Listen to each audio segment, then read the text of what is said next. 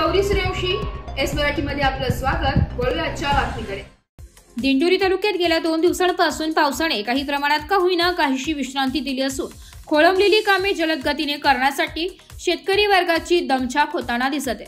पालखेड बंधारा धरणाच्या पाणी पातळीत देखील वाढ झाली होती, परंतु आता पालखेड धरण 56% भरले असून धरणाच्या 14 गेटपैकी 2 गेट अर्धा फुटाने उचलून कादवा नदी पात्रात विसर्ग सुरू आहे।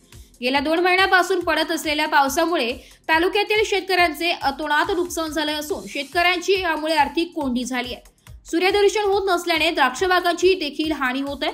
सध्या द्राक्ष बागांमध्ये करप्या डावण्या याचे प्रमाण देखील वाढल्याने शेतकरी रात्रंदिवस महागडी औषधे फवारणी करीत असल्याने त्यामुळे हे शेतकरी आर्थिक संकटात सापडला। याबाबत अजूनही शासन दरबारी कुठलीही नोंद घेतल्याने शेतकऱ्यांमध्ये नाराजी व संताप व्यक्त केला जात आहे। एस मराठी न्यूज साठी प्रतिनिधी बापू चव्हाण, दिंडोरी। अशाच नवीन ताज्या घडामोडी जाणून घेण्यासाठी आमच्या एस मराठी न्यूज चॅनलला लाईक करा, शेअर करा, सबस्क्राइब करा आणि बेल आयकॉनला क्लिक करायला विसरू नका।